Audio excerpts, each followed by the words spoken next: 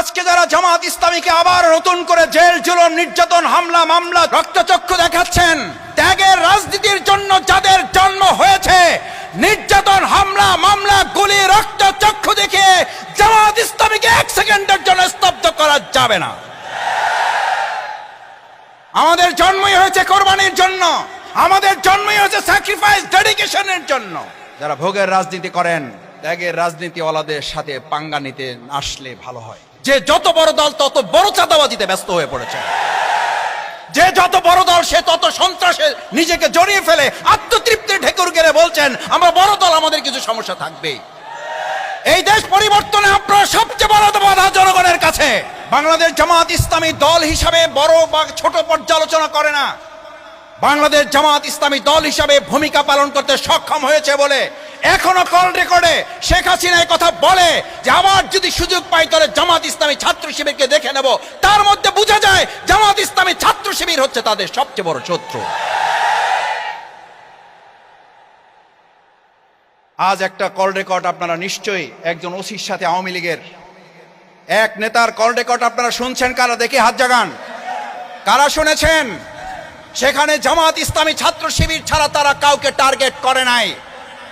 আমি একটা কথা পরিষ্কার বলি, জুলাই আগস্ট আবার আসছে, আমরা ক্রেডিট নেওয়া রাজনীতি করার জন্য বক্তব্য দেব। আমি ক্রেডিট নেওয়ার জন্য এই বক্তব্য দিচ্ছি না সাংবাদিক বন্ধুদের, আমার কথাই ভুল বুঝবেন না। ওই কল রেকর্ডে পরিষ্কার আওয়ামী লীগের নেতা যখন ওসিকে কথা বলছেন, ভালো করে মনে রাখবেন জামাত ইসলামীর বীজ পর্যন্ত আমরা শেষ করে দেব, কারণ তাদের কারণে আমাদের পতন হয়েছে।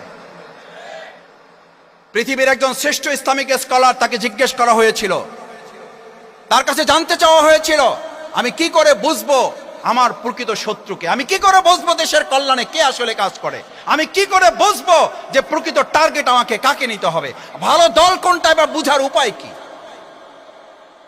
তিনি একটা কথা বলেছিলেন, ভালো দল কোনটা, দেশের প্রয়োজনে মানুষের গণতন্ত্রের জন্য দল কোনটা, আধিপত্যবাদের বিরুদ্ধে লড়াই করে কারা টিকেছিল দল কোনটা, বুঝার উপায় হচ্ছে তুমি তোমার শত্রুর দিকে তাকাও, শত্রু কাকে টার্গেট করেছে, সে হচ্ছে জনগণের বন্ধু।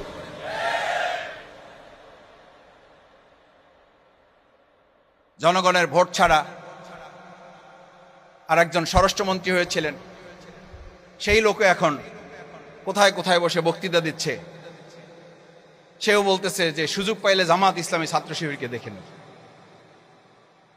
আমার কাছে ভালো লাগে, আমি ছাত্র জীবনে এই প্রেস ক্লাবে উল্টা পাশে, আপনারা সবাই চেনেন, এটা আজকের কথা না, 2006 সালে ইসলামী ছাত্র শিবিরকে